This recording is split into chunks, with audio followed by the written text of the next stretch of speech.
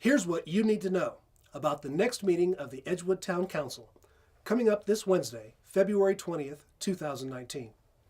According to the agenda, which is posted by the town under the cover of darkness just before the close of business on Friday afternoons, the town is planning to address several issues that are worthy of your attention. There is also one notable omission that we'll get to later. The first issue is the sewer ordinance. If you've seen our prior videos about the sewer ordinance, then you know something needs to be done immediately before innocent property owners suffer financial ruin to support the town's ridiculous plan to bring residential sewer service to this rural community, or face criminal penalties, including jail time, because they cannot afford to pay licensed contractors to install thousands of dollars of infrastructure to connect their buildings to the town sewer system. If you haven't heard, then you should know that the town has adopted a sewer ordinance. It requires mandatory connection for all property owners whose houses or buildings are within 150 feet of the town sewer system, including their ever-expanding collection lines. The penalties for anybody who does not comply are severe. They include fines, liens, jail time, and foreclosure proceedings against your property. What does the town intend to do about this critical issue?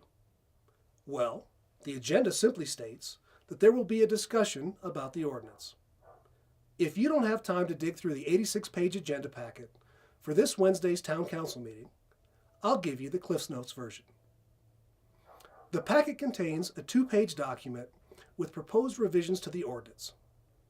What fixes has the town concocted to remedy this unenforceable and ill-advised law? Other than some logical additions to its definitions and descriptions for the types of sewer connections that are available, the town is considering increasing the distance for mandatory connections from 150 feet to 200 feet in order to cast a wider net and catch a greater number of property owners in a continuing effort to finance and fund this failing infrastructure project. They are also considering a waiver for property owners with existing septic tanks that are working. Unfortunately, the town won't take your word for it. Instead, you'll be required to prove that your septic tank is permitted, inspected, and in compliance with all laws before you'll qualify for any exemptions. I sure hope you saved and secured those documents just like you would do with your most sensitive personal records.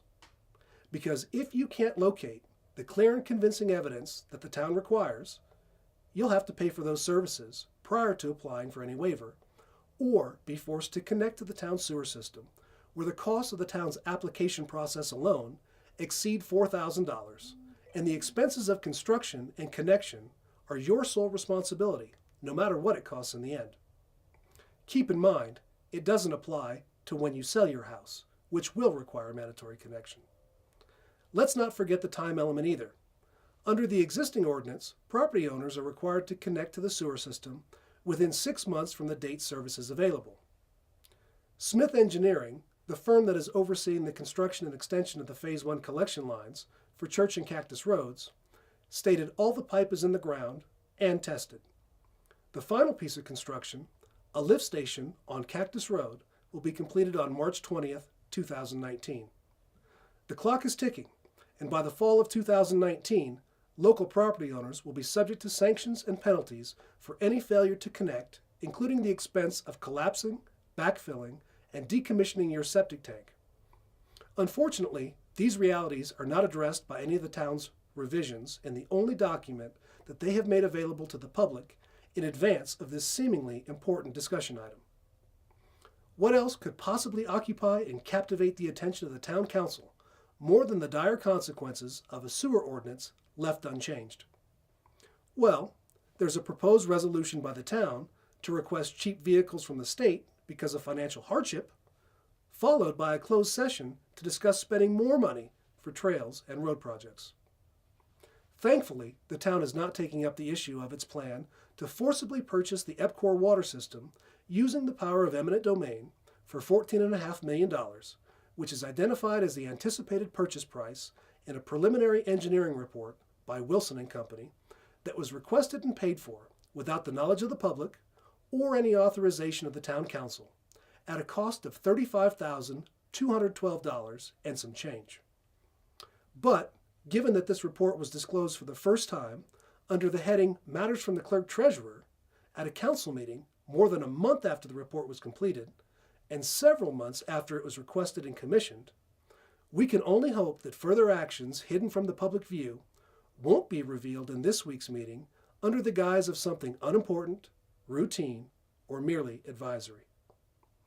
Make no mistake, the town didn't spend $35,000 for nothing.